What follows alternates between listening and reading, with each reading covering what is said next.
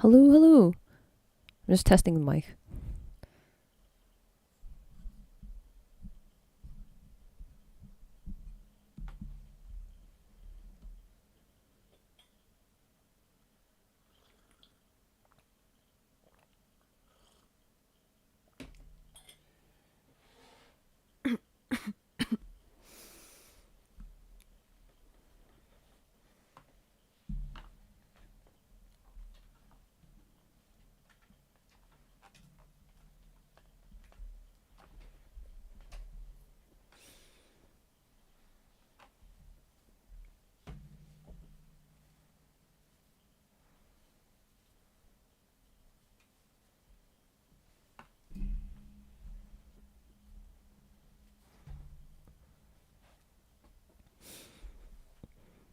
Okay, let's see. Just getting everything ready.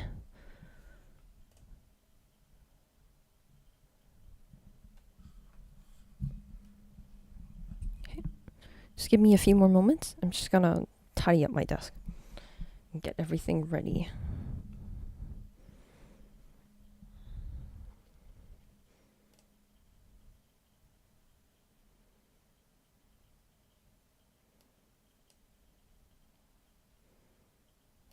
Okay, let's... Okay, I think I'm good. Let me just tighten up the mic, the arm on the mic.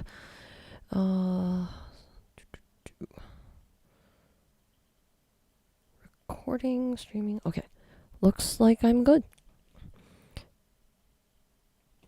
Ooh, how's everyone out there?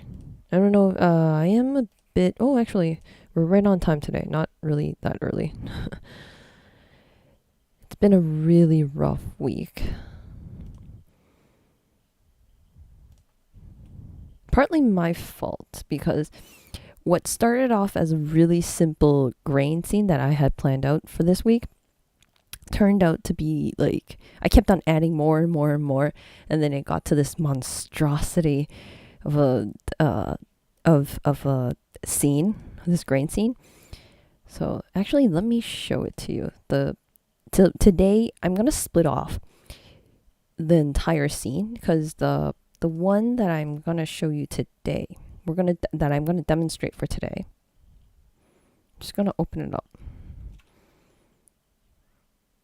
Actually, let me open up a clip. It's probably easier that way.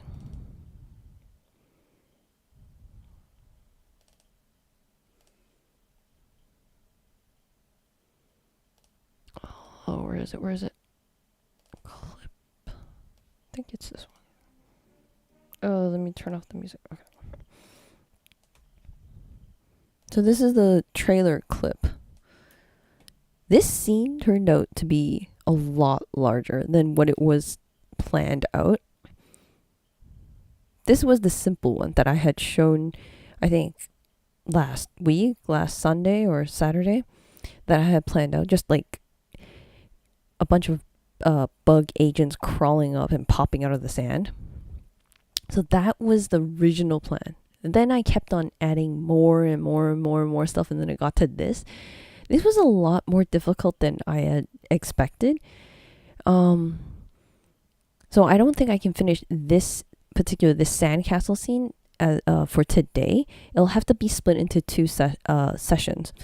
The first one we're going to talk about is this simple one where there's a bunch of crowd agents popping out of the sand. So this is just simple grain collisions, and we're going to talk about attraction weights, simple active and inactive grains that we're going to set up at the beginning of the scene, as opposed to this complex one. There's actually dynamic triggering of the grains. So as the bugs are walking towards the sandcastle, it's activating the grains and turning them on.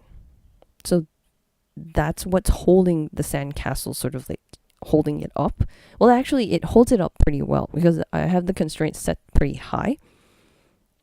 But that prevents the sandcastle from moving too much, wiggling or wobbling that I was experiencing. This scene is actually not, it's not even done yet. I actually have even more planned for it. I wanted it to completely destroy it, but I don't know if I have time for that. But anyways, maybe for the next session, I'll continue making this monstrosity. Because look at this. This is like huge. The scene turns huge. Have all this like active, turning it active, triggering the activation of the grains. So this turned out to be like a lot more. And then there was like a special terrain that I had to create that was different from the sandbox that is populating the sand here. So I needed another terrain to project the bugs onto, and it was like sort of deforming the terrain. So near the end, these bugs kind of dropped to the middle, sort of thing. It turned out to be a little more than I expected. But today's scene, it will be a lot more simpler. So it will build up. It will build up to that complex one. So today's scene will start us off in a good position in preparation for the next one, so we can continue building it on and keeping the live stream like on time. Because I think people like I don't know, I'll get brain dead after 2 hours. So this will set us off in a good spot. This will cover all the basics and give us the basics grain collisions that we'll need, and we can start adding on the sandcastle and other things that I may come up with before this next session starts. Hey Jojo, how's everyone? How are you doing? So let's see how we're doing time wise. Okay, 6:30. Oh, so if anyone has any questions, just shoot them up in the comments and I'll get to it when I see it. So it's best to get your questions in early. So I check the comments every so often, and I'll answer them as soon as I see them.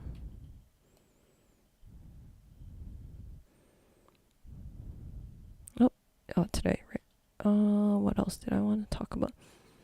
Oh, these are some of the tests that I did. There was something I wanted to mention. This right here. So you can see in the second test I did, I filled in the castle. And once the bugs or the crowd agents start to get close to the castle and start to sort of collide with it and tear it apart, because the castle tower has constraints so high, it's practically a whole thing. And they're the crowd agents or the bugs are unable to tear it apart, and it flies off the ground just because there's nothing nailing it down. This bottom part is, this castle has constraints connecting the castle tower by itself, but there's nothing nailing it. There's no constraints connecting the castle to the ground, to the sandbox ground. So that's why once they get near it, the whole thing flies off. So you can see the traction weight is like, ugh. So this will be more of the advanced stuff covered in the next stream, because this involves activating the grains on by the using the bugs. So wherever the bugs go, it'll start to activate the grains. Where was there was another test I did, but I guess I didn't put it into this clip. Is that I started, because of this castle that was flying off in the air, I started nailing it down. I started nailing the bottom part of the castle to the sandbox just to try and keep it nailed it down to the ground. But all it did was kept on wobbling up and down, like wobbling the top once they got close. So that was pretty funny. Too bad I don't have a clip of it. It was really late when I was starting to render all this stuff. Okay. Oh, thank you for asking. I've been super busy. I think it's because I kept on adding so much stuff to this scene. So it got like super large. It was like done on Sunday. I couldn't just have left it as is. I had to like add something to it. And that's where it started. There was no coming back after that. Oh, thank you. Thank you so much. Sweetman. That's a very sweet name. I think I'm having a delay in the stream because of my connection. It might be me. Sometimes it's actually me. Let me check. Because I'm not the greatest at this hour. This connection this hour seems to be flaky. But it looks okay on my end for today. Health stream looks okay. But either way, we still got the playbacks, so that's okay. So I think you're good. And you're even a member, so you can always wait for the edit version. That's where I do the give you all the good stuff. Edit all the pausing, the lagging, and all that stuff. And you get all that good old blue highlights when you're a membership.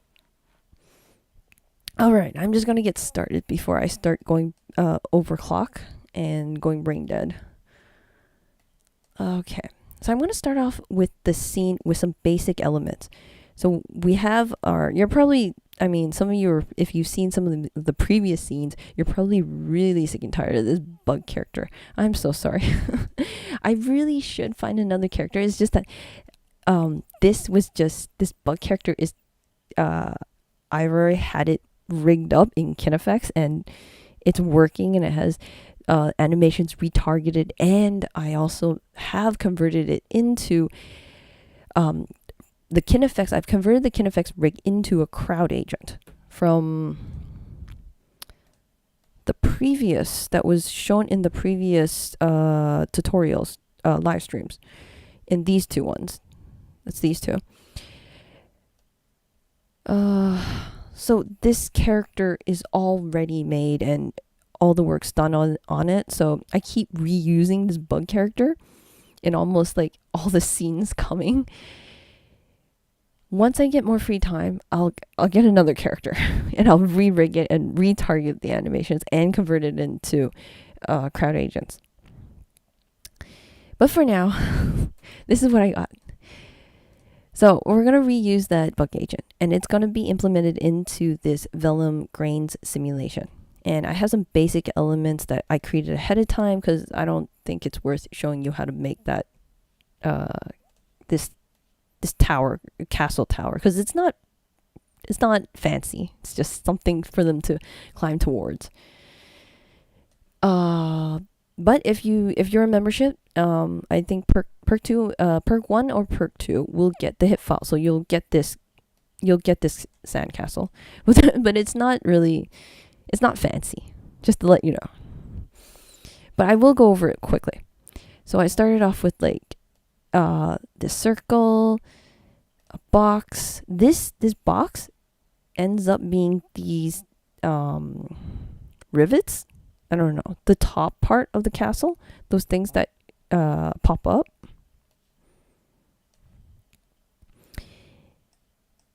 And how I get them in a circle is that I use a circle, because the circle has these points right here, which was perfect for instancing them all around, for like copying this rivet onto there. So then what I needed, so I'm going to show you what I first started with. This.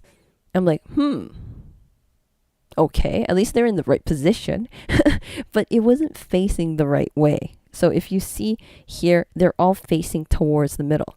So that's another thing I needed. And then what you need is an edge force. But in Houdini, I don't know what version, they removed the edge force. There used to be a point.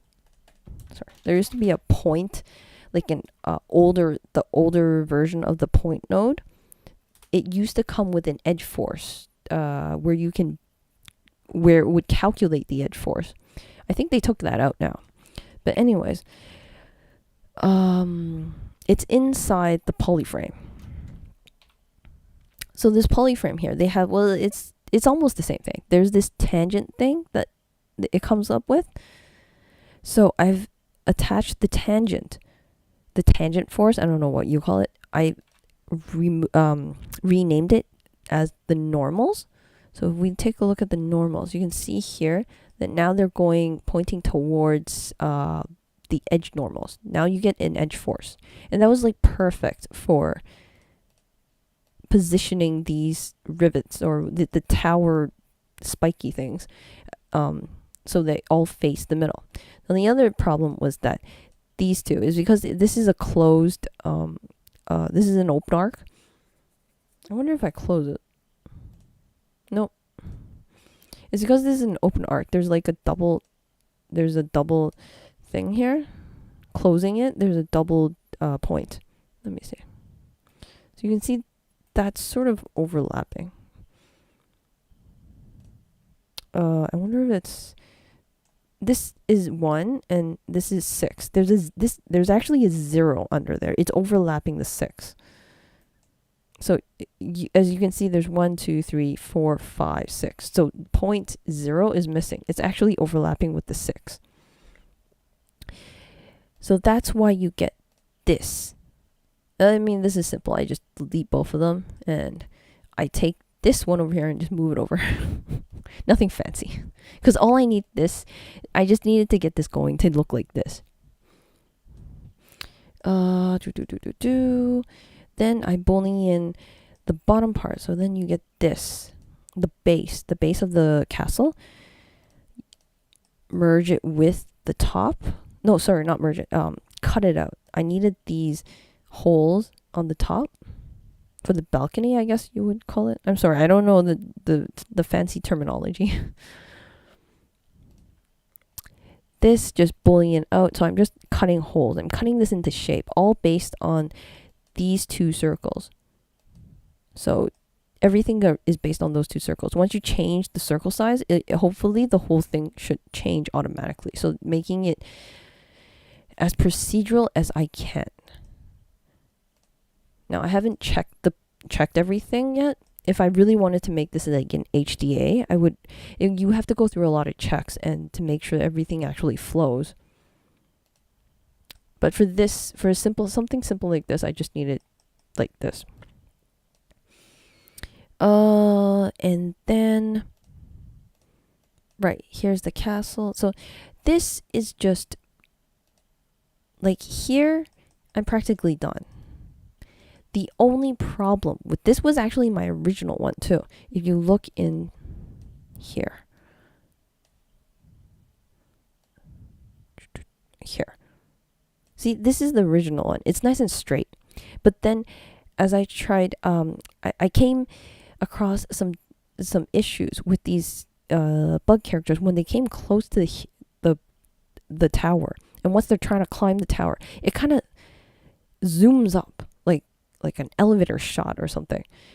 And I couldn't slow them down. I ended up creating a larger base, so there was a larger slope, so they could slowly go up.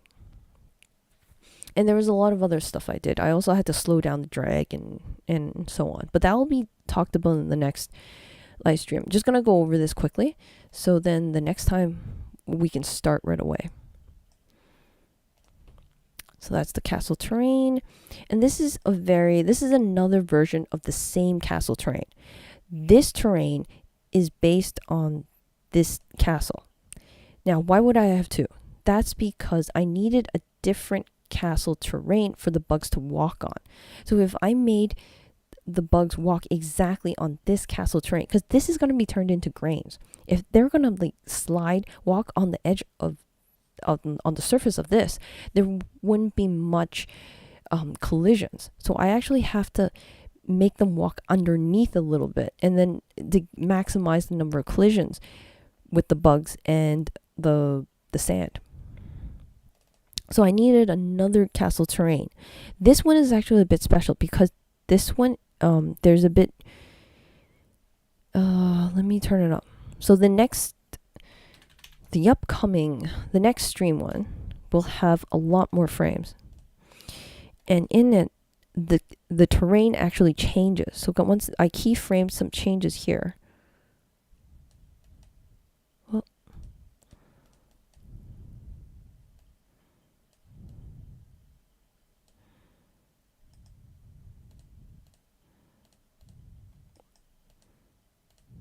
Okay, I don't know where did it go? Here. You know what? I probably copied the wrong one.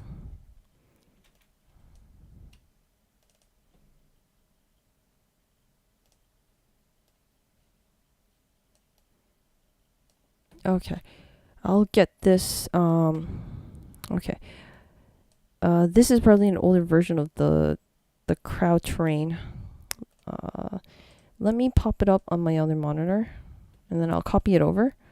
But as it's loading, I want to talk about something else. Let me just pop that up. Okay. So I needed another terrain here to make the move underneath, and also this terrain actually deforms, so it changes as they're walking on top of it. And what it does, this top part goes down, and that's the end of the scene where you see them come all the way down here. And it flops down. You can see here, they're sort of like digging inside right here, and they sort of drop towards the middle and dig in the center. And that's me dropping this ceiling all the way down. So that's a keyframed animation.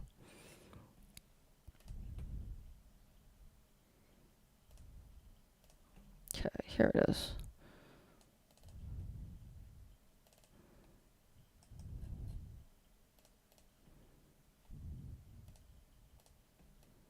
Yeah, this one. So it goes like this, and I sort of drop it down. So as oh, actually, maybe I can play this. Sorry. It's gonna... Oh, it has to cook. Okay, let's just leave it. Come back to it a little later. Oh, there it goes. That was pretty quick. Okay, so...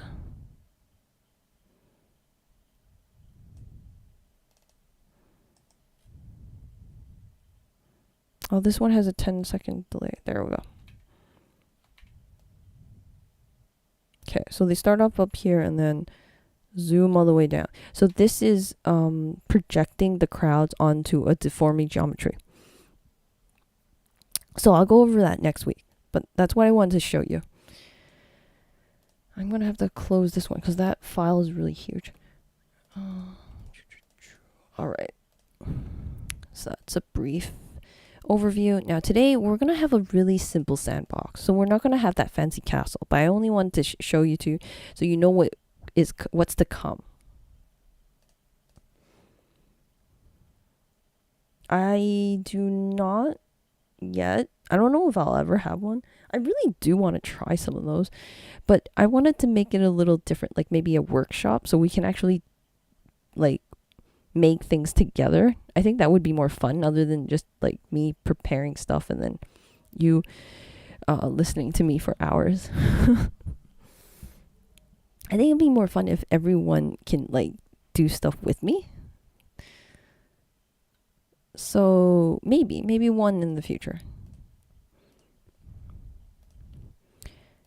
Okay, create the main grain DOM.net. Now, as you can see in my other one, I wish I could just show you.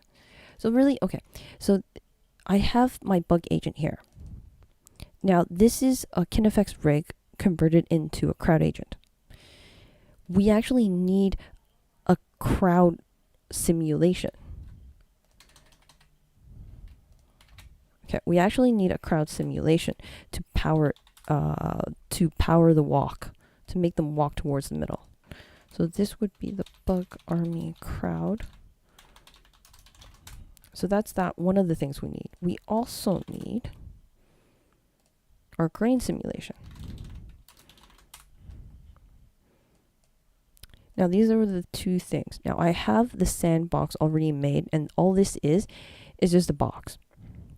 It defines the dimensions of where the sand will be.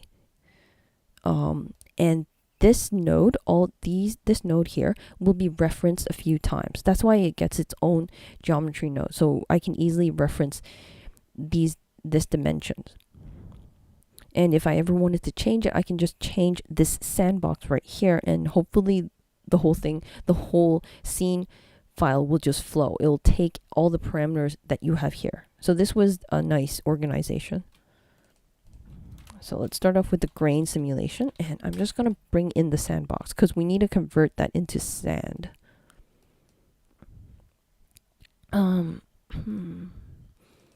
Okay, let's bring this in.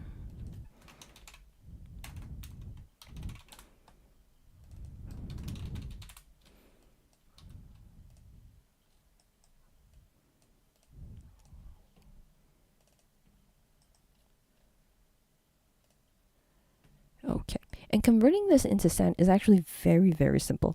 All you have to do is drop down a Vellum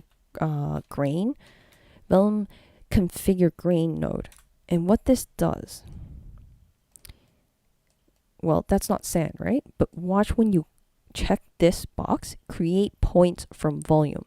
Now, we're not feeding in a volume. What this means is that it'll take the dimensions and context of whatever you're inputting into this Vellum Grains node, it'll take the contents of that and fill it with sand. So once I check this, it'll start to like fill it in. Now you can see this is really thin, and the one that I have, I don't know if I have a shot, but it's a little thicker. The one that I have started up with, it's a little thicker. That's because you need to change the grain size. So the smaller the grain size, the more grains or the more sand you're going to get. So I started, the number that I used was 0.025. Now this works well for the size, for the dimensions of this sandbox. So that's going to be different for every single scene. If you have a larger box, then you don't need sand as small. You can have bigger sand. But keep in mind, the smaller the sand size or the grain size, the better it'll look in the outcome. However, that means more points. More points means longer cooking times. So that takes up a lot of RAM as well. So it goes from computer to computer. You have to find your sweet spot that works with your computer. I would suggest just start with 0.1 and keep going lower and lower and lower. Use a number that's not too small for development, and once you get the scene going, that complete, and you want to do like a production shot and render it all out, then go super, super small.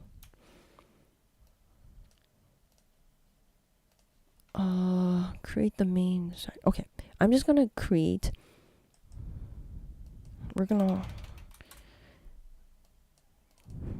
So this becomes the source. So I'm just gonna create the .NET right away, and we're gonna add more stuff in here. Like we're gonna have to add the traction weight and everything in here, but let's get the whole thing, the bare bones, set up so you can see what's going on, and you can see like, oh, that's what this parameter is for, and see things in action, so we can actually test everything, every single step that if we add something new, like a new attribute, then we can actually run the simulation and see what it does.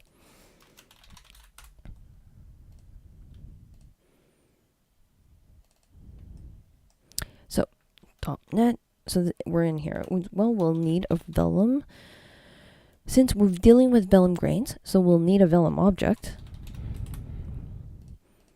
We'll need a Vellum solver. Oh, and also we won't need that many frames. I'm going to change this back. And let's hook this back, this up. Vellum Grains, Vellum.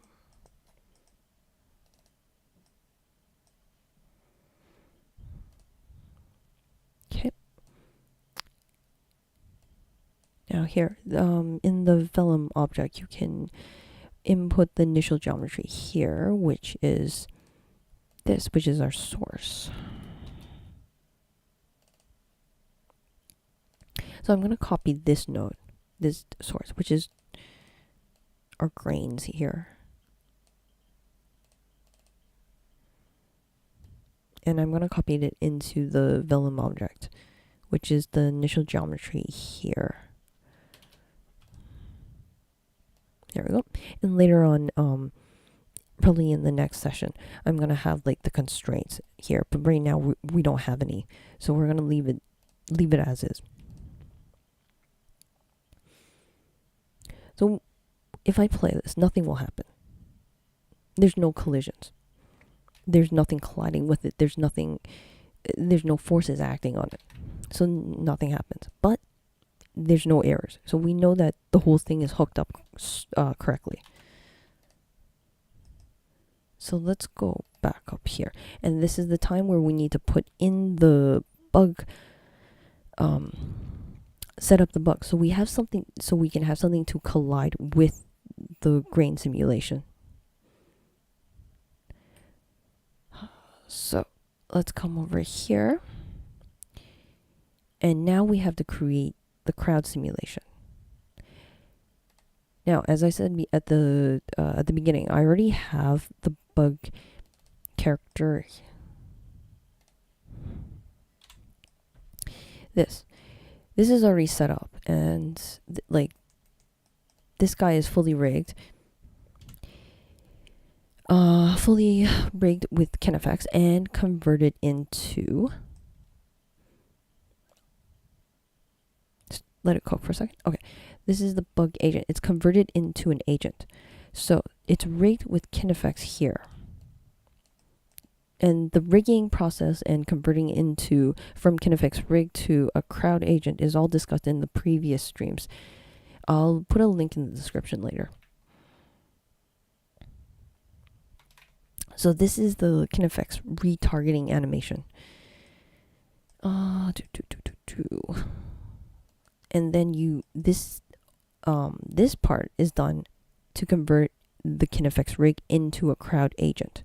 And the ragdolls are set up over here as well. So let me just show you. So this is like the collision layers.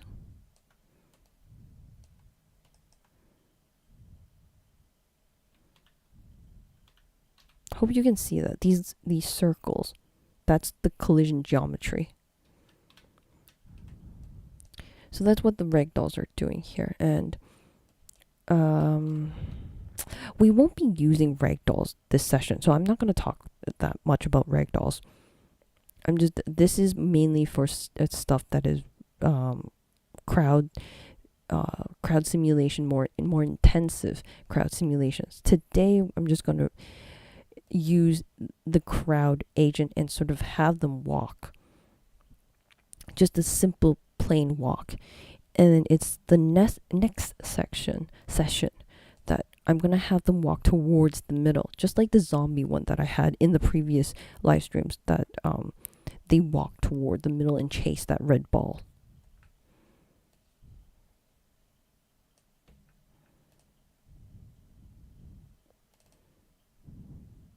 Oh, right. Okay, sorry. So let's import that bug agent into our crowd simulation first.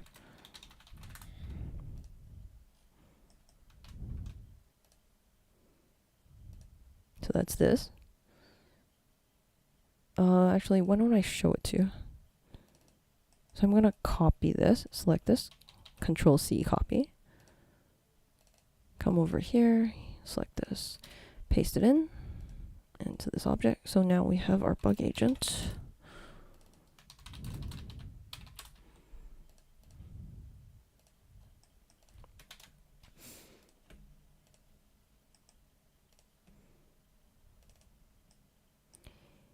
Now, I also need to grab the sandbox as well, so I can know how to keyframe the climbing part. Just a really simple 2 keyframes. But we need to have them pop out of the sand. Let me just find that sandbox. So the sandbox, this is what I need. And 2. Sorry, I was going to copy. Ooh, what happened? Sandbox. Okay, so we can template this. And there's a bug. I know it's a lot larger than sandbox, but don't worry, we're going to change the size in the crowd source a little later. So what I want this bug to start off with is I want to start him off in the middle, right at the center of the sandbox. So let's do this. I'm going to extract the center position of the sandbox by using the extract centroid. And you're going to get an error message right away when you drop this down, just because there's no piece name. There's no name attribute tied to this geometry, so we're just going to delete it. And what do I want? I want a point. So I'm going to select point. And if you look here, I'm going to turn this up.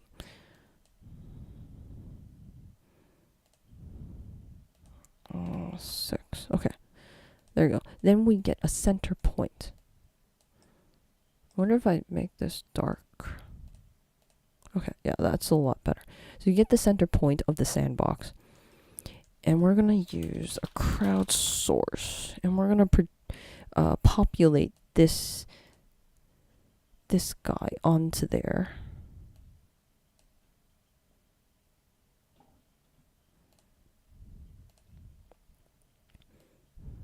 Now he is a little big, but if you select this crowd source, if you come over here, you have a scale, and you can actually lower the size down. And I think, let me see, what did I use? Now, the scale I used was 0.05, so it was extremely small. But remember, he comes from the ground and he comes up. So we're going to have to animate it with 2 keyframes. Now, due to time constraints, I did this ahead of time, so I'm going to just copy that over. It's just a transform node over here. So it goes up. I think the sandbox is slightly different in this version.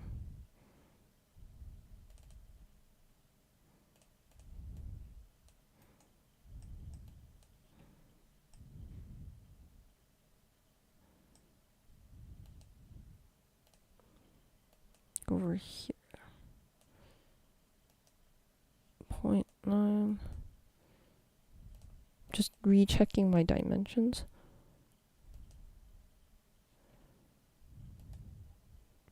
5.2, 0.9.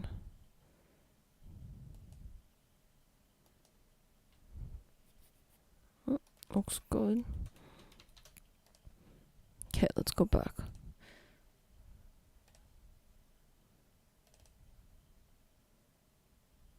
Okay, so he's gonna climb, he's gonna pop up from below the sand. So he's sitting right on the sand right now, like right in the middle of the sandbox. So what I'm gonna do is I'm actually gonna lower this. I'm gonna lower the starting position, which is this dot. I'm gonna lower this dot.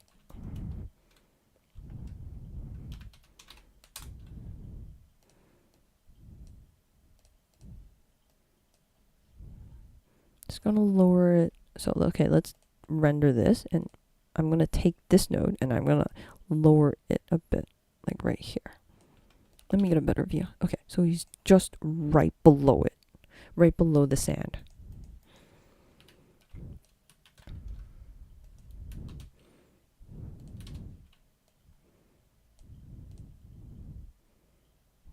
Okay. Now I'm gonna take this copy that, come over here, come over to our sand, the grain simulation. Come in here, go inside the .NET. Okay, now we're gonna add some collisions to this, and I'm gonna have him come from the bottom and climb to the top. So he's gonna pop up. So what we can use is just a static object.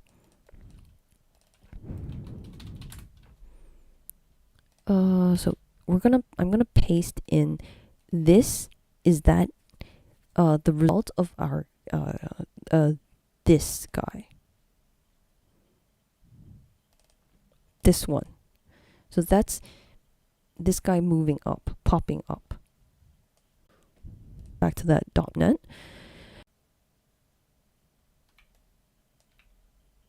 Oh wait, he's not walking. Let's go back, sorry. He's not walking. He's not walking at all. It's because I forgot to set the initial state of the crowd source.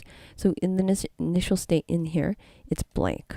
So he's not doing anything. So you have to set it to the bug walk. And this bug walk was the retargeted animation from this kinefx, this kinefx rig.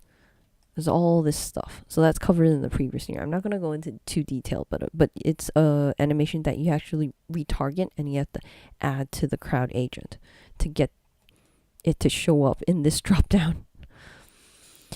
Okay, let's try this again. Okay, now he's walking as he elevates up. Okay, let's go back up, go over here, and go back to the grain simulation. So he's not colliding with it. So this little guy is not colliding with the grains. But he actually is. It's just that the grains and this character, it's not getting enough accuracy. So one way to improve the accuracy of this, of our static object, is to create a VDB. So down here in collisions, for the static object, if you select this, come to collisions, RBD solver. So you can choose volume collisions, and this can give us a lot better precision. If we come down here, expand this down. Now, there's a proxy volume. So we do need a VDB for representing the shape of this bug agent. So let's go to this bug agent and let's create just that. Okay, let's come here. Let's go VDB from polygons. Okay, so that this little fuzzy thing. Oops. So I want something a little better. Go 0.5. The actual number I used was 0.01, but since I'm streaming right now, I'm gonna keep it relatively low.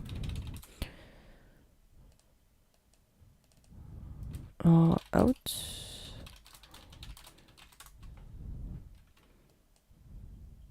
Okay. Now let's select this and Control C. Put the render flag back onto this guy because we want to render this. Let's go back. Now back to the grain simulation. Let's come down here and select the static object. Use volume collisions, proxy volume. So this is where we pasted it. This is where we pasted that VDB, the bug agent VDB. Okay. Now come over here. You want to volume sample it, and for division method by size. So we want 0.05 is the number that I used. Now you can link this parameter with that other parameter, with the parameter that we were using here, but I'm not going to do that right now. Let's just leave it as is. You know what? Let's do that. Just for some better. Okay, maybe not. I can't even copy this. For some reason, when I have an instance of Houdini instance loaded on the second monitor, I can't copy stuff. I don't know why. Oh, there. Okay.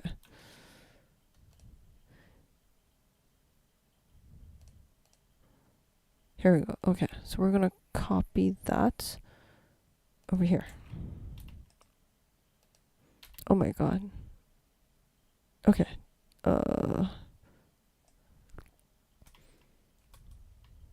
Okay, there we go. So those two parameters are linked. So whenever I change this, it'll change the other side, which is awesome. So let's try this again. Now let's look from the top. There we go. Okay, give it a second. I'm just going to check the chat. Cool. Okay, so we finally get some collisions on. So it works. So there's another thing that I wanted to show you. You can see some of the stuff just flies everywhere. That's because I don't have gravity. Let's add some gravity. Rerun this, and it falls right through. What we need here is we need a ground. So let's add a ground. So the ground will sort of give it a solid, something solid for the grains to sit on. This will help the whole scene. Let's merge this all the way through. Okay. So the ground, you can see there's a huge gap here. So what you want to do is align this ground right at the edge of the bottom of the sandbox. Oh, whoops. Now, there's something I want to show you. Just gonna peek at my notes. Sandbox. So we want to align this ground just at the bottom part of the sandbox. You can do this a number of ways. Obviously, you can do this manually. You can go up and aim for that, and align these two edges by eyeballing it. Or what I'm gonna do is I'm gonna use a Houdini expression. It's called bbox, and what it does, it will grab the dimensions of a certain object. For instance, in this case, I want the dimensions of the sandbox, and I want to grab the bottom, the lowest point on the sandbox, and I want to get that value and paste it in here. So whenever I move the sandbox, it'll move the ground with it. Okay, let's come over here, and I'm gonna go bbox. So this is a Houdini expression. Now, you have to tell it what node do you want to grab. Well, we want to grab the sandbox. So let's go like this. Let's find it. So we know it's outside of this node. So we want to go dot dot. So that goes above it, that goes outside, and that'll give us everything in the .net. But we also need to know it goes even higher. And we have sandbox here. We can use that one, which I'll show you. Like this path is actually pointing to this one here. You can use this one if you want, or you can point to the actual one like over here. I personally would point to this one because this is the main sandbox bounds. This is the size dimensions that we're defining. But due to time constraints, I'm just going to go with that right now. And what do I want to get? Well, I want to get the bottom, the lowest point of the sandbox. So it's D for dimensions. I think it's dimensions. I don't know what the D stands for, but what you want is D_Y min. So that's like, I want the Y minimum, the minimum point on the y-axis. And this will align it very close. It's still not great. Let me change the color back. You can see there's a gap here still. That's because when you're filling in this sandbox, when this sandbox is being filled with sand, so this is sandbox, this is the Vellum Grains. Not all of it fits within the sandbox. We have this gap here just because this gap might be a little bigger than 0.025, so it couldn't fit another grain in. So that's why we have that gap there. And what you can do to fill in that gap, because this will affect the simulation. This will affect how it looks.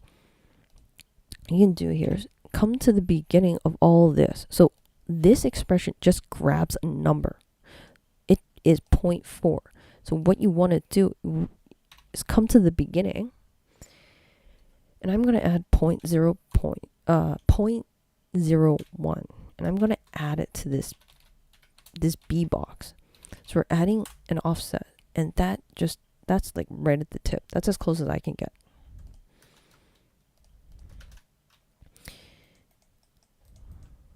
Okay.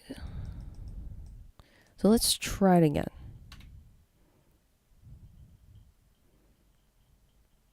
Okay, so now the sand isn't falling through. So that's a good thing. But now we have another issue. The sand is actually leaking from all sides. There's nothing holding it. This sandbox, there's nothing holding it in. Like the edges, there's nothing holding it together. So this is where I'm going to get into active and inactive sand. We're going to deactivate the sand on this edge. And what that will do is create sand that's never going to be affected by the simulation. It's the Vellum solver is just going to completely ignore them. They're going to be static objects. And what that will create, it'll create like a container to hold everything, to hold all the sand in.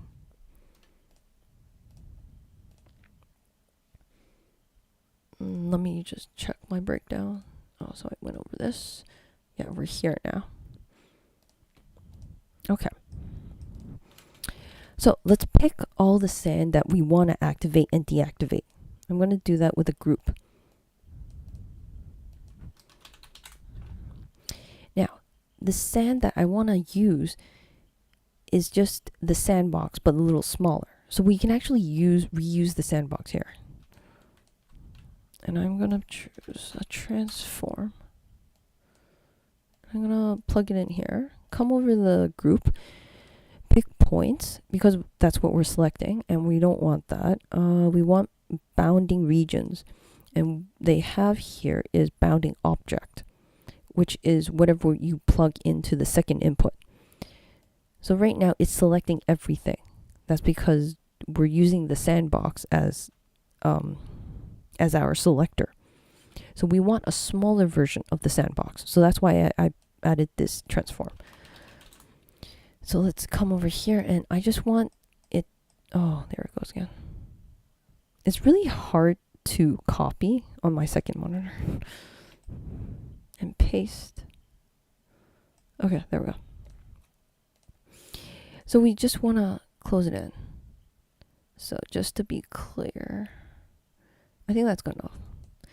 So all those orange ones, all those orange highlighted grains are going to be active. Now, just because we put it into an active group, that doesn't make it active. We actually have to write it into an attribute. So I'm going to go like here, throw down an attribute wrangle.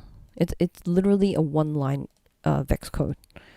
So what we're going to do is v at active equals 1. So, but I'm only, before I get into what this is, we only want the selector group. So remember to come over to the group and select active. So this Vex code will only be applied to this active group.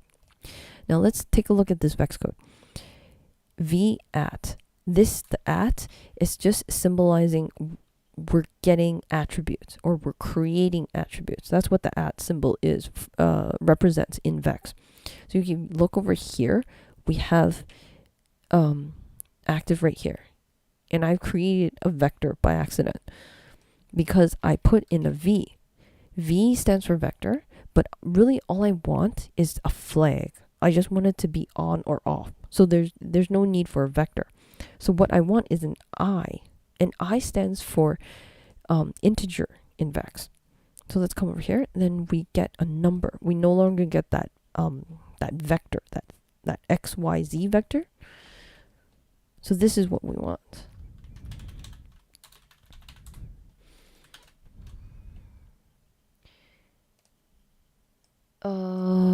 Okay.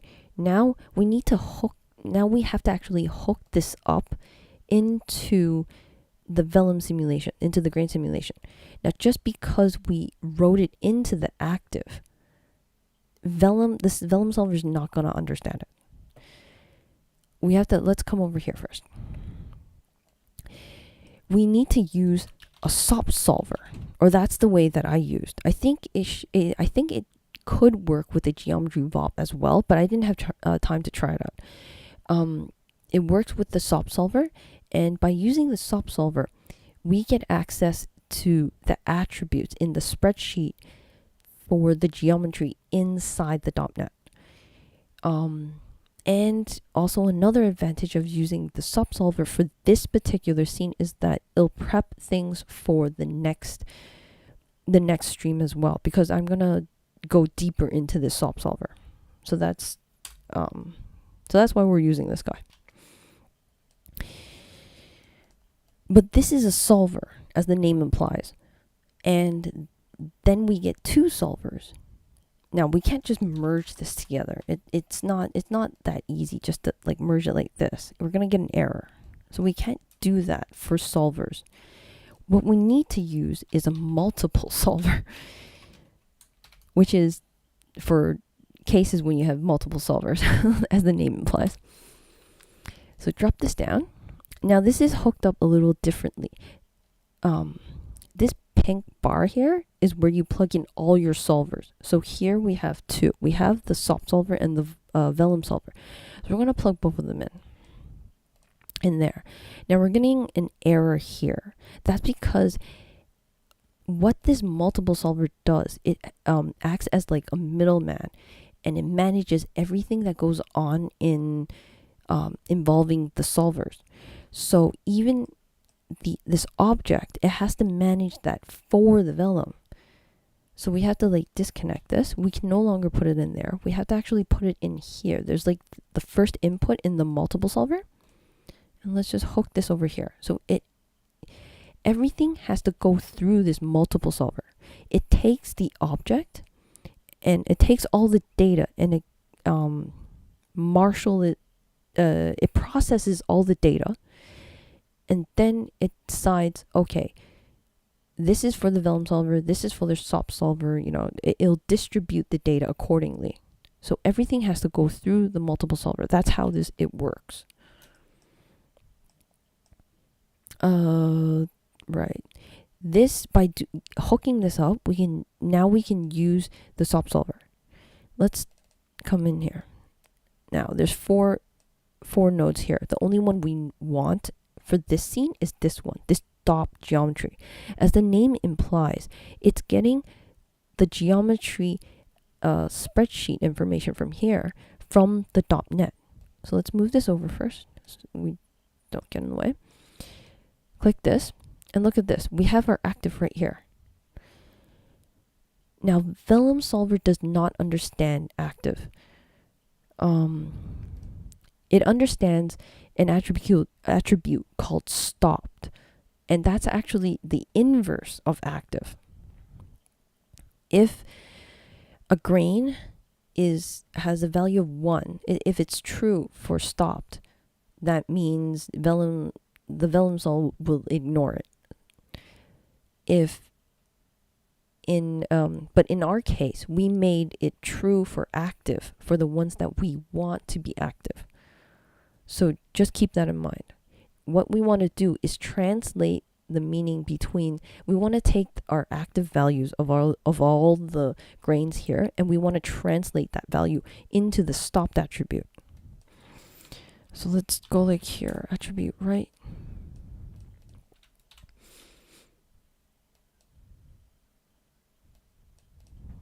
So I'm going to go like here. Now if I stopped equals, active equals 0. So if it's 0, I obviously want the inverse of, I want the stopped value to have the inverse. So I go like stopped equals 1. Now for anything else, I want stopped equals 0, because it's either 1 or 0. So let's go over this, because I've never had any Vex tutorials or anything. So this is relatively simple, but for all those that are really, really new to Vex, let's go over this. You can use a pop-fop if you want, but it will go down to the same thing. This is just faster because it's 2 lines. So if it is active, so hopefully this double equal sign means that it's checking. It's checking if it's 0. It's going like, If we have a single equal sign, that means it's assigning the value. Double equals is like asking, Houdini's asking you, is it true? You know, like, so you have active here. Is it equal to 0? And then if it is true, then execute everything else beyond this, which is just one line here. All we have is stopped equals 1, which is the opposite value of active. And for everything else, we're just going to put it, because if it's not 1, then it has to be 0. It's one or the other. We don't have anything else right now. So hopefully I didn't lose anyone with these two lines. Sorry. With these two lines.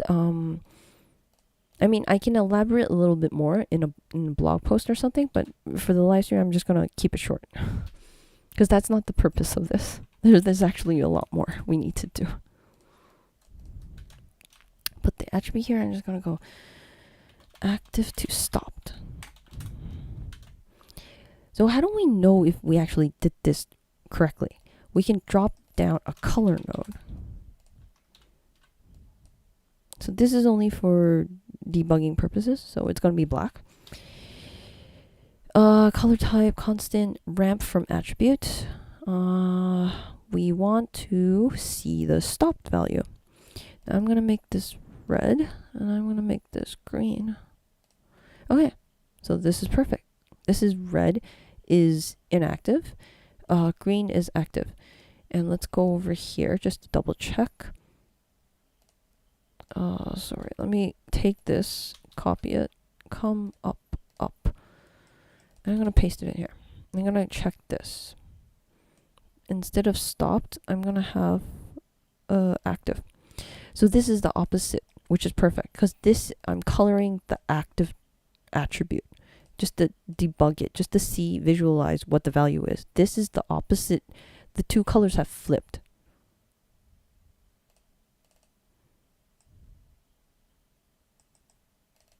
Yeah, here, the two colors have flipped. Okay, let's go back up here. Sorry. And give this a run. Let's run it. And what we're expecting to see is that these edges to keep together. So as if you recall just a few moments ago, they were falling apart on the edges. So the sandbox wasn't holding anything together. We're just going to rerun it and see if our active and inactive state is holding the whole thing together. And it looks like it's working. So he has popped out of the sand and our edges are intact. So that's good. Just check the chat. Well, okay. Could you connect the bounds node after the grains are created and point the expression to that? The bounds node after the grains created here, right here. You want to connect a bound after the grains, like this.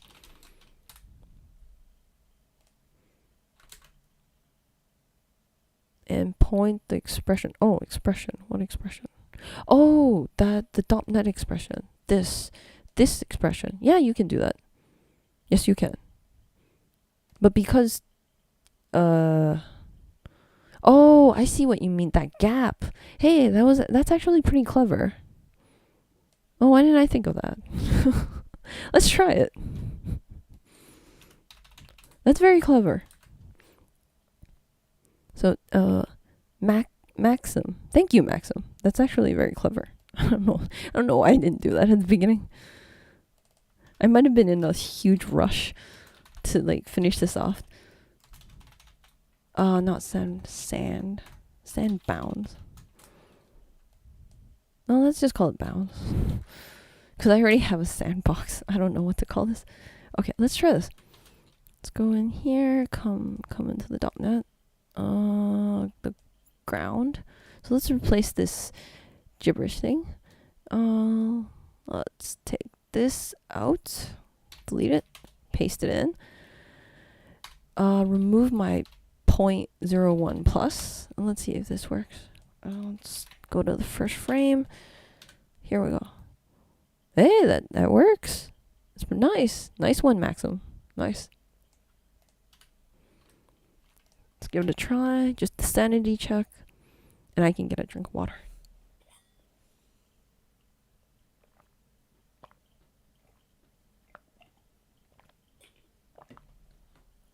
So we are seeing some artifacts here. Let me see what that's doing. It's some explosion is happening on this side. Oh, you know what? I know why. It's because the sand isn't as straight as you would want it to. So you do still have to offset it a bit. It's sad. Let's see. Let me show you first. Let me deactivate this. Okay. No, this looks pretty thin. Let me see if we activate it. Oh, it does push it up. Let's see what was going on. Let me see. Let's see what this bounds looks like. Okay, this is the grain. It's up here. So let's see if we can template this. I have a feeling it's not going to template for us. Here's the bounds. So the bounds is actually clipping it. It did template, so that's nice. Why is it clip? Oh, you know what? Because this bounds node does not understand. It doesn't understand the grain size. If you look at this grains, let's take a look at this. If you come here, select this, and it says add sprite material. This circle ball you see here is actually a material. Let's remove it. All you get is dots. This is actually what the bounds is doing. It's drawing a line right here. There you go. See this line? That's the bounds line. So it's drawing a line right at the center of the bottom sandbox. And it's pushing the sand a little higher once we use that as the ground position. So this bounds knows nothing about the grain size. That's because this grain size doesn't really exist. It only has meaning to the sprite material and the .NET. It doesn't have meaning to anything else, not to the bounds, not to this bound node. So you come here, if I remember correctly, there should be like a scale size. Is this? I think it's the P scale. Oh yeah, it's the P scale. The P scale is multiplied between the mass and this grain size to get this P scale. And it is and this sprite understands the circular radius of this as well. So that's one reason why we can't use this. But it was a good idea though. I really thought it would work. I forgot that it doesn't know that these are just points, really. So the bounds doesn't know about that. So let's go back here. That was a good idea though. Let's put that sandbox back in. Sandbox. Okay, let's go here. 0.01 plus. I believe that was it. Okay. So that's one more thing. That's a good reason why you should always run the simulation as often as possible, because you can catch little things like that, and the earlier you catch things like that is the earlier you can fix it easily, because that it should be the last thing that you change. So you know what, Houdini is not an easy program to debug when something goes wrong. So if you prolong it too long, you might not know what's going on. So summary, just run the simulation as often as possible. So okay, we're back to this. But that was a good idea, Maxim. Good call. Holding the edges together, explain why I'm using subsolver. Yeah, okay, we did that. The next thing, the traction weight. Let me see. There was a couple more comments. Let me pull this up over here. And that's a really nice stream. Thank you, thank you. When you pointed the expression, Mohammed, hi. When you pointed the expression for the ground plane, thanks. We have to add half the grain size. Yeah, you too. Because the grains are just points. Just link the grains. That's true. You can do that too. Yeah, you can adjust it. Yes, that should work. That should work. But I'm not going to try it out just because I'm running out of time. But I believe it should work. Because you're adjusting. So that's sort of like what I'm doing here, that I'm adding the offset, like here. You're adjusting it just a little bit to do it. It should work. Okay. But sorry, I'm going to have to leave that part alone and march on. Because we're not even halfway. Traction weight. Oh, right. The traction weight.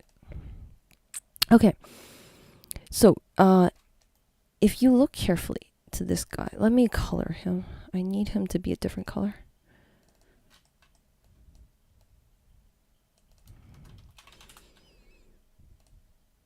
Let's make him yellow, sure.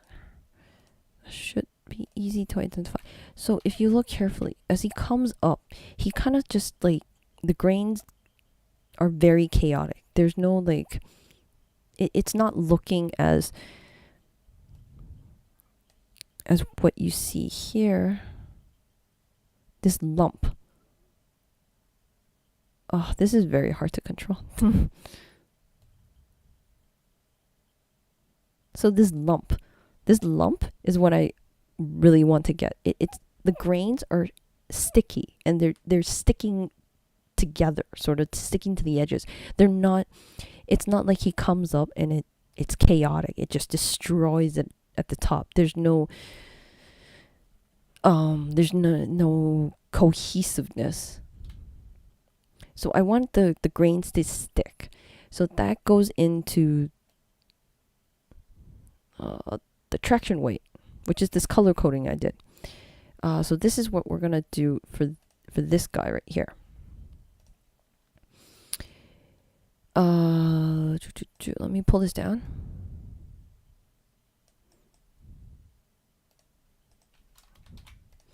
Okay, let's drop down a pop vop.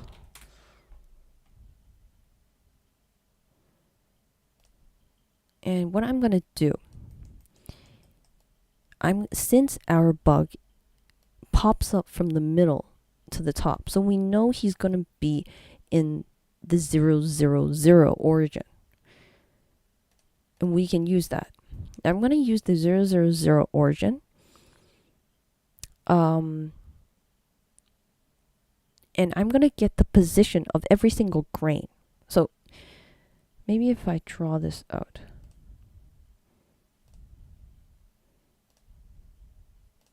I'm just going to open up this. Oh, but I have to shoot.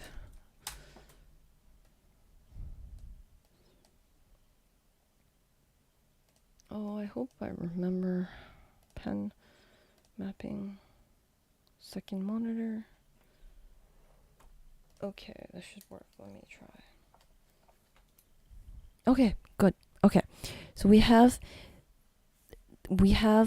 our sandbox. Ooh. Strength. So we have our sandbox. I'm gonna make this darker.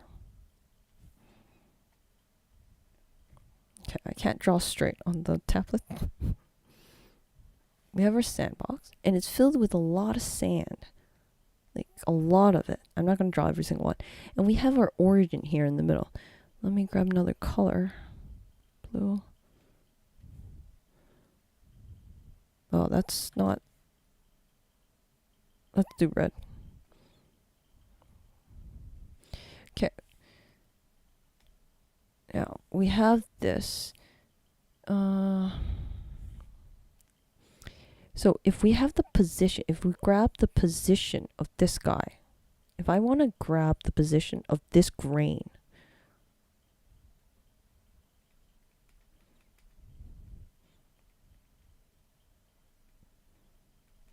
of grain, sorry. If we're running the P position, say this is position, I don't know, -4 and 2 and I don't know, 3? No, that doesn't make sense. 1.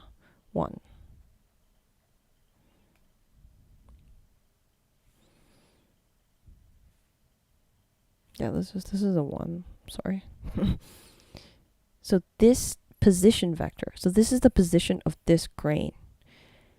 This position vector is actually right here.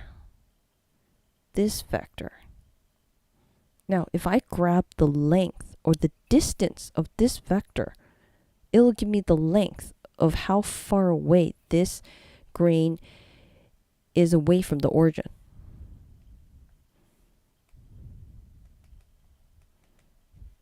Now, how is this useful? That's because every single grain has a different distance. The closer it is, the closer this grain is, the lower the distance. The further away this grain is, the larger the distance. So we can use that distance value to create a gradient circle where it's brighter, or it's more, the value is lower here, and it increases all the way here. And I'm going to translate that to the traction weight. That's because the bug pops up out of the sandbox from the origin, from the middle. So this is where the bug pops up here. So you want the grains to be less sticky in the middle, so he can actually pop up. Otherwise, he can't get through. It's like, oh, this thing is so hard, I can't eat it through. So you want it to slowly, the circle to slowly die away. You want the traction weight to slowly die away and give him a hole to actually puncture through. So let's do that. So we have a constant, and this is the origin. And this is our vector. So this is 0, 0, 0. So that's just the center. Now we're going to drop down a distance between this and the P position. And this is the P position of every single grain. Now remember VOP? We're inside a pop VOP. The pop VOP iterates through every single point. And that's every single grain. It'll go over every single grain, and it'll run this piece of code parallel. So it's like, it'll utilize all the cores on your computer.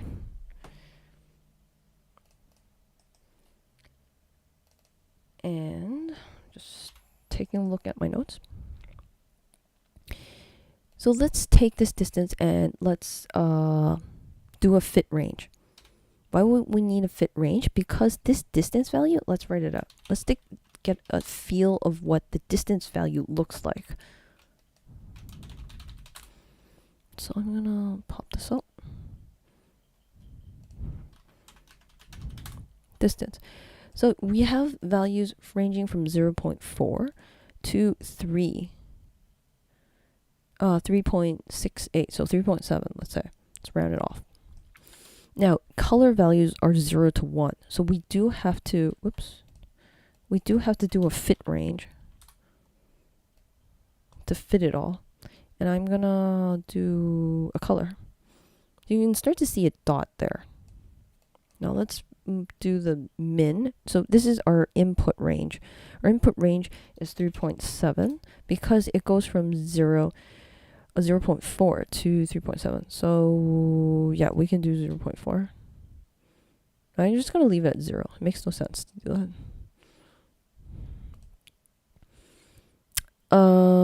Right. So that's going to be our traction weight. Oh, I actually have to write it out. So now we're going to write out the traction weight. This color, this gradient color that goes from here to there, that's going to be translated into our traction weight.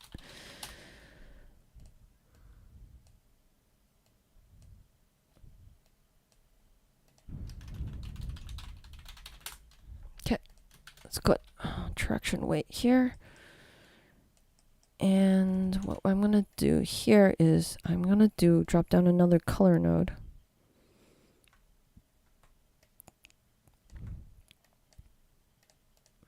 And instead of active, I'm going to change this to attraction weight. That's the one that we just wrote in the pop-up. Now there's something you need to know. Now this is, our circle is relatively large compared to, where's that? Look how tiny this guy is. He's relatively tiny compared to that. So let's go back here. Oops.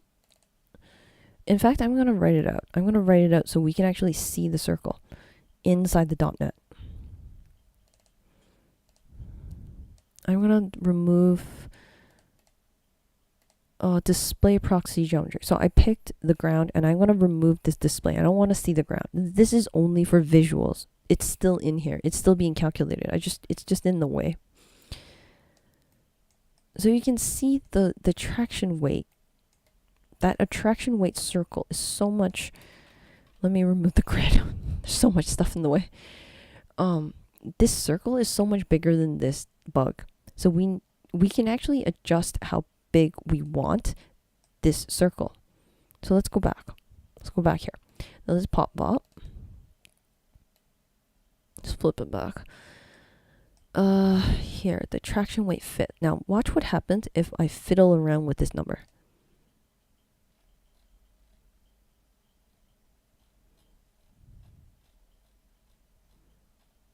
Now see that the circle is gone so small. Now let's see that we can define how large the circle will be by adjusting this. So what I'm going to do is I'm going to take this value. I'm going to come here, select this, come here, edit parameter. I'm going to create a parameter so I can adjust this more easily. I'm going to go attract circle, I don't know, size. Okay. And then double click this point pop, come to the channels of this, and I'm going to default to 1, and I want this parameter to control this source max. So click this, drag it down, drop it in here, and then just apply, accept. So now it'll take it from the outside. If we come up here, select this, now you see we have an attract size here, and if we adjust this, it will control the size of this attraction circle. So let's go back down here, and I want to see the size of our bug, and now I can eyeball it. Oh wait, sorry. Come here, open up the window, so you have a floater parameter window, and so you can get access to this attract size. Then we can go down into that, and now we can see it. Okay, I think that's okay. There we go. Okay, I'm going to turn the grid back on. Okay. Now, just because we created an attract weight here inside the attributes, it doesn't mean the Vellum solver will take it right away. What the Vellum solver does is that if you come in here, the Vellum solver here, select this, come to the advanced, come to grain collisions, come over here, the traction weight is actually turned off, the 0. What it does, it takes that attraction weight that we had written off. I'm trying to show you.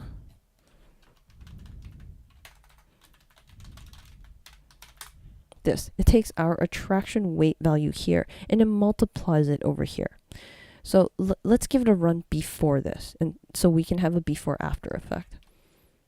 Just gonna run it. Okay, so you can see it's very chaotic. It's not doing anything. So let's go here and let's turn it on. Let's turn it on to 1 and let's try it again. Now it's still chaotic. It doesn't seem like it's working. You actually have to turn up the sub-steps, I find that I needed 5. Now, this is quite light though. I kind of suspect it's not dark enough. I'm just gonna run it. It will run a lot slower. Okay. So I just wanted to show you this. Now we're starting to get that lump. So this is what I wanted you to see. That's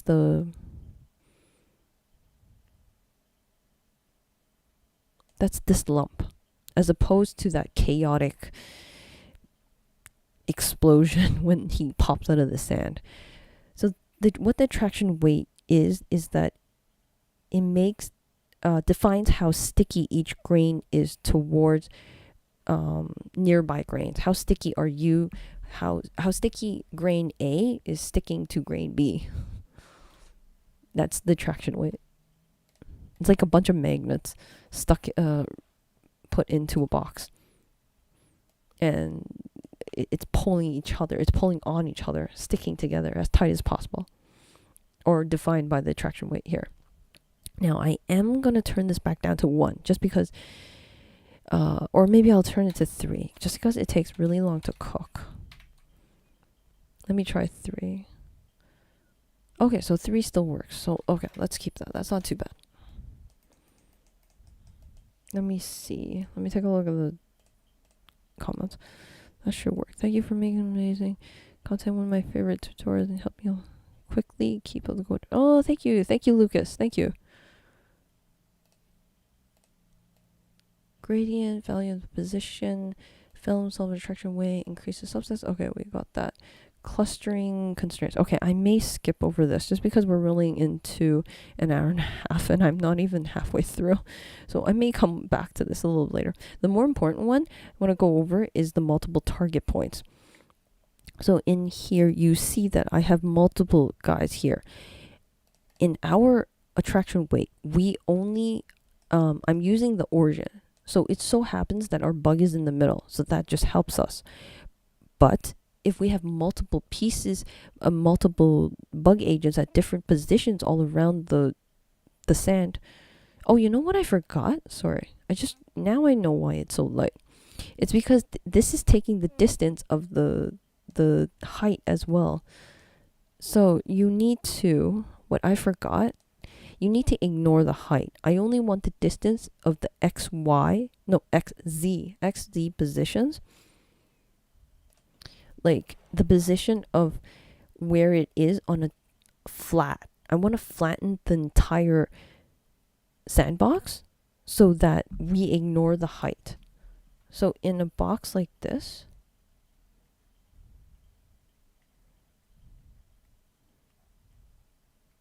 sorry, a box like this, if you have one right in the center here, I should use a different color.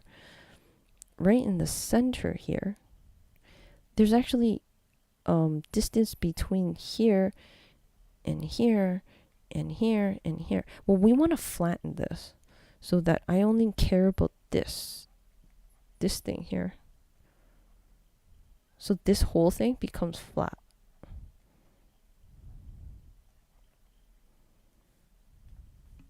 Like we're squishing it down, and then the center point here, then I only care about this distance and this distance. Like the distance flat on a piece of paper. I don't care about the depth. So, and this is quite easy to do. So we have to break this out. So what we want is a vector to float. We want to break out this vector. And then we want to float, and we want to rebuild it to vector. We want to rebuild this, rebuild the P vector. This, and here. Okay, there we go. Now it's a lot darker. So all I did was every single grain now has a 0 height. So it's flattened down. So that's what here, we flattened this cube, this sandbox, we flattened the top. So there's no depth. That's because we don't care about the depth when we're calculating the distance. just for the traction weight.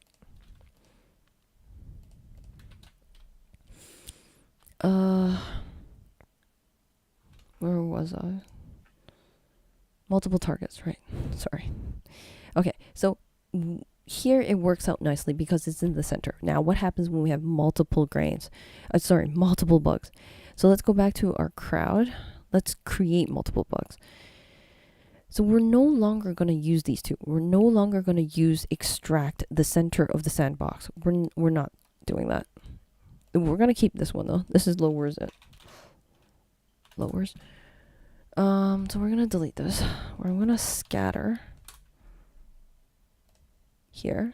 Now that's too much. I'm going to do 5. Now look at this.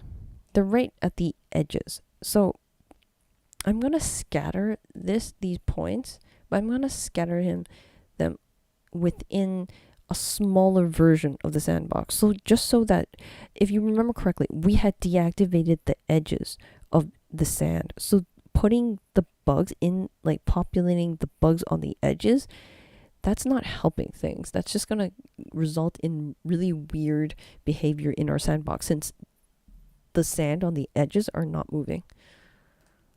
So what we want to do is a smaller sandbox. Oh, whoops. Push it up. Smaller sandbox. Okay. Now I only want to move the sandbox on the close up the edges. Like move them inside. I don't want to affect the height. So I'm going to copy this over. Paste relative process. Just going to move it down.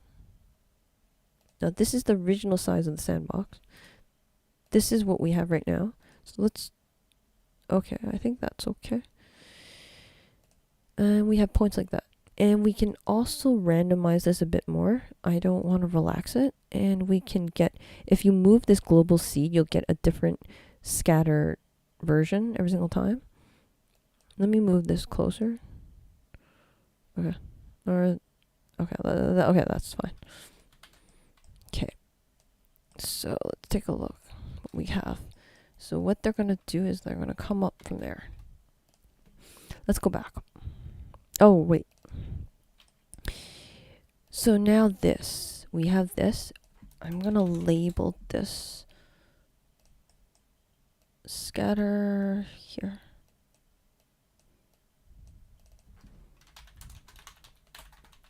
Target points. So let's take this target points. Let's go over here. Let's come back to our grain simulation. Turn this off. Real estate. Now let's bring in our target points. Because we need to let this attraction weight, forgot to label this, attraction weight, we need to let it know where the target points are. Because the bug is no longer in the center anymore. So we come here, we're going to paste in that target point.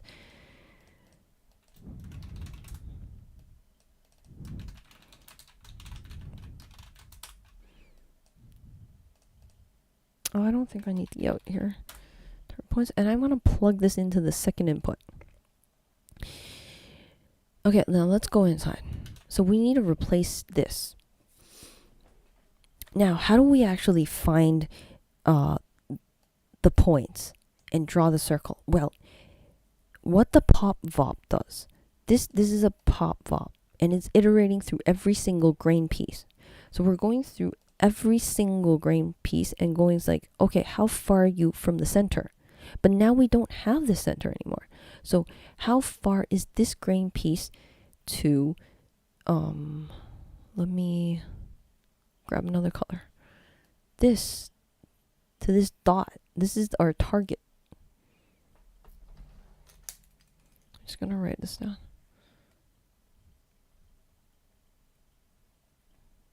Target.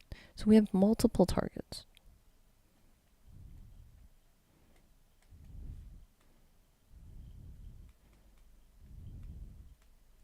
So we have multiple target points. We're going to take this dot over here and we're going to say, how far are you from this target Why would we pick this target out of all the other targets? Because this target over here is closest to this grain. So this grain will grab the distance of the closest target point that is closest to it. This distance is what we need. Okay, this distance between these two. And that instead of using the origin, because we no longer have the luxury of the origin. Hopefully that makes sense. So let's ignore this. Let's not delete it. So it's still there. So now how will we get the target points? Now the target points are plugged into the second input here.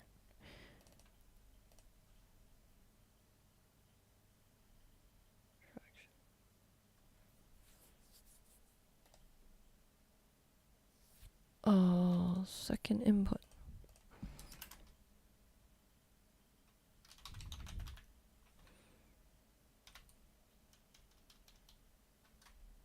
Point up. Near point. Okay, so we're gonna we need this node here to find the closest target, to find the closest target point, because there's multiple target points. So we need to find the closest one to this grain. So that's what this guy will help us do. He needs an input. Now the input is the points, the target points. And that's the second input. That's this. That's this guy plugged into here. So we plug that in here, and it's asking us, well, what's your position? What near? You're trying to find the near point of where? Well, this position, and we're trying to find the near point to the nearest position of this current grain. So that's the P. This P will give us the position of the current grain that we're iterating through, and it'll return a point number. So the point number is not the position value. We need the position value of the target point. We get a point number. Now we can actually ask for it. So that's what this does. This here will get it for us. So we're getting it from the second input again. The second input. And it's a vector, and we're getting the P value. And we're plugging, what are we getting? We're getting this point number. So we're going to plug that into here. And then we're going to replace this with that distance. Okay, so you can already see it happening. You can see it happening. Now, it's really light. That's because we need to overwrite. Now, here we had overwritten the y here. The y is like 0. So we need to do the same thing here. We have to like make this into 0. The y. We have to ignore the y.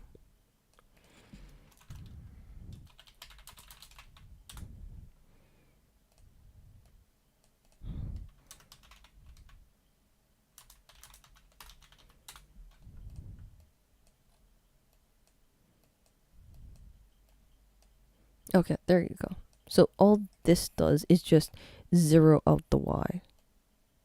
And that's the whole flattening thing. We're just flattening everything. We don't care about the y. We only care about the x and z. And that's like the paper, the flat surface.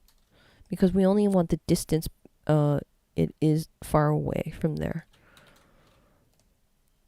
Okay. That was a mouthful. Okay, let's go back to the let's take a look. Okay, they're down there. Let's go up. Okay, and there they come. And I think that the traction weight is now remember, red represents the traction, very low attraction weight. So you can see it's very chaotic right now. Unless that's what you're going for. I mean, it does look kind of cool how they just pop up. But I kind of like that lump. I really like that lump that comes up. So let's make this a little smaller. Remember, we can always pull this out, and we have this attract size that we created earlier, and that will control this circle size. Okay, let's go back. Let's do it again. Okay, there you go. There's my lump. A bit of lump.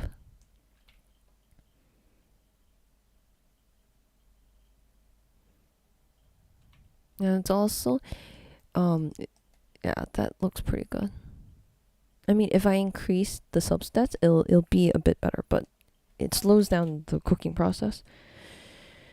Okay, multiple size. Oh, the heading. Okay, we're running into an hour and a half, and yeah, maybe I'm gonna continue this in the next session because I get pretty brain dead after when I get close to 2 hours. Yeah. I think I'm going to close it off right there. But I'm going to answer any questions if there are any. Thank you for me. Oh, thank you. Thank you, Lucas.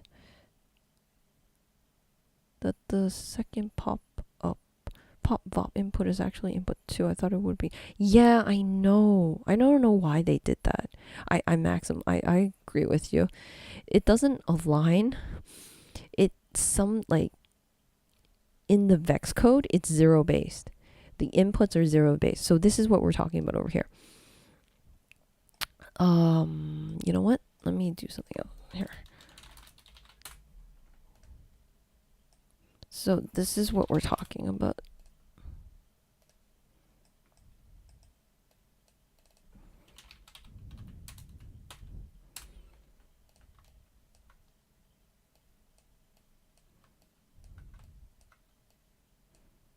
So this is what we're talking about here. This is 1, 2, 3, 4.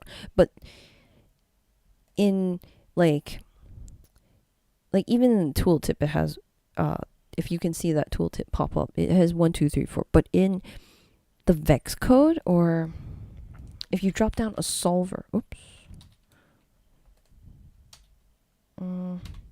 If you drop down a solver, come in here, and you come in here. Look at this. Input 1, but look at this. Inside here, it says op input path 0. This is actually 0 index based. Let me close this. So if you come here, and what this little this line is, it's actually a Houdini expression, a bit of code that they slipped, or script, a bit of a one-line script that they put in here, and it's grabbing the input for the first 0 index based. And it goes 0, and it goes 1, and it goes 2, and it goes 3. But in the labeling, they have input 1, input 2, input 3.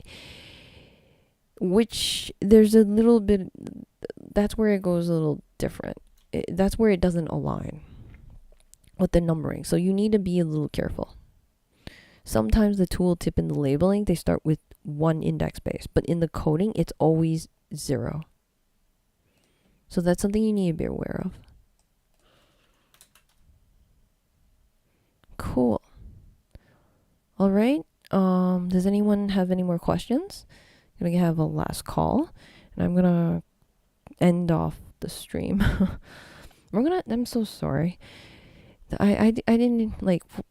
We didn't get time for this, and then we didn't get time for this.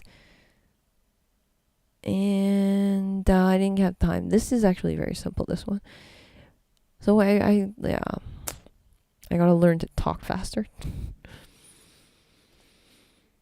Cool. I know there's a slight lag in the stream, so I'm gonna just wait a while just to see if anyone pops up a question.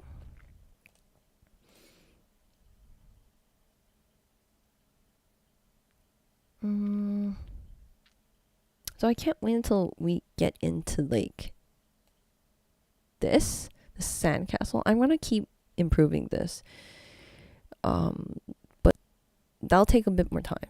I actually have to start preparing the next stream that's on Thursday for the flip tank and oceans. So let me just grab that while I wait if anyone has any more questions. Thank you so much. Thank you so much, Maxim. That's very kind of you. I have so much focused time before I have to step away. Oh, cool. Okay, so that works for the both of us. I know, I started, like before, I used to have these really long streams, and then there's this one time, I think it's when I was doing this the zombie one. I can't remember which stream it was. I think it was the plant eater stream or the crowd simulation. Oh, I think it was, no, it wasn't. It might have been the plant eater stream, this one, and I messed it up. I messed it up at the end. Oh, I can't remember which one it was. It was one of the streams, and it was the ragdoll one, the ragdoll kinefx one, and I just messed it up so badly. And I think I was just because I was so brain dead after 2 hours. So from then on, I made an unwritten rule that I would not go beyond 2 hours. And once I hit the hour and a half mark, I start to try to close things off. Awesome. Thank you so much. I'm glad to be of service.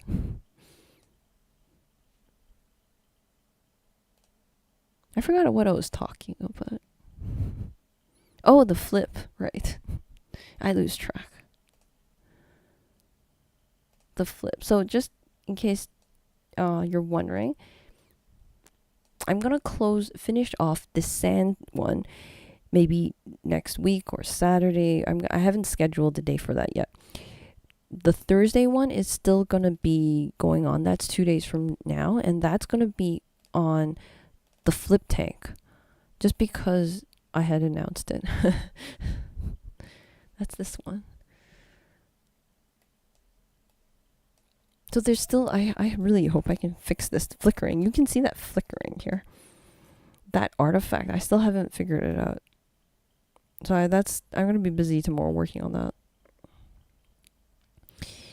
Now, what's the beauty about this is that you start off with a flip tank and you blend the flip tank with an entire ocean. So this is an actual ocean grid with the ocean spectrum.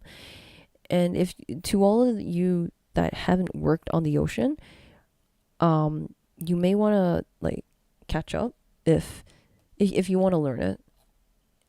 That was one of the beginning tutorials I had. These two ones here. This one is actually good enough. This is just with Redshift rendering. You don't need to know that because I don't have Redshift anymore. I use Blender as my main rendering engine because it's so fast, and it's free. How to generate oceans. This is the one that you may want to, if you want to learn oceans. Sorry. Commercials. I'm just going to put in the link if anyone wants to catch up on oceans if they don't know it. So oceans is really, really quick, but you do not get collisions. That's where the flip tank comes in. So that's where you can get the best of both worlds. You have a flip tank simulation, and after you get that, you blend it in with the ocean floor. And this, to my surprise, this project was actually very quick. If you've ever worked on flip scenes, you'll know that it's a ram eater, and it takes a long time to cook. This was actually really quick because you don't need that many particles as you would imagine. You only need the top surface ones. So this was really nice. If I can figure out this flickering, this artifact. See this flickering? I want to show you this. That too, yeah. These lines as well. This flickering back and forth.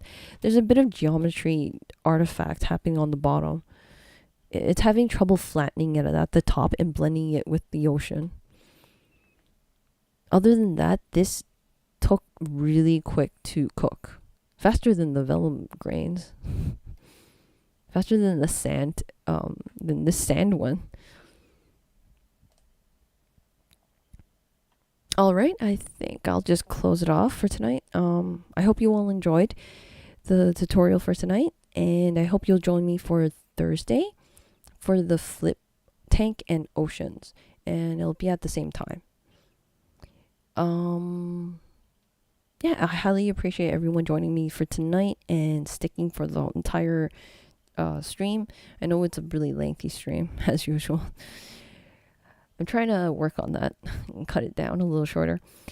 But it's for all that has missed, for all of you that have missed the stream, that's okay. You can always watch the replay.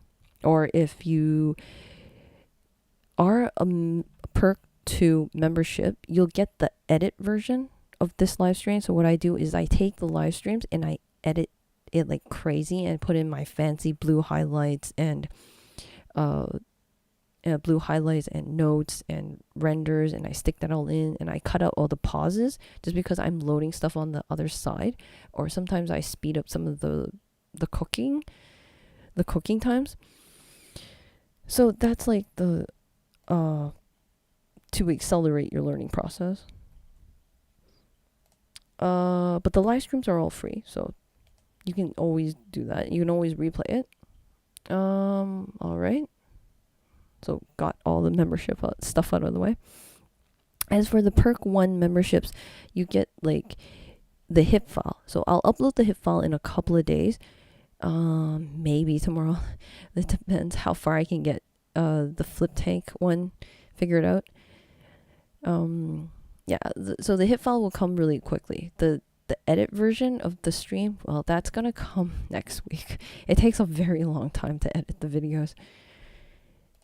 Again, thank you all for joining me tonight, and I hope everyone has a great rest of your great evening or great night or great day wherever you are.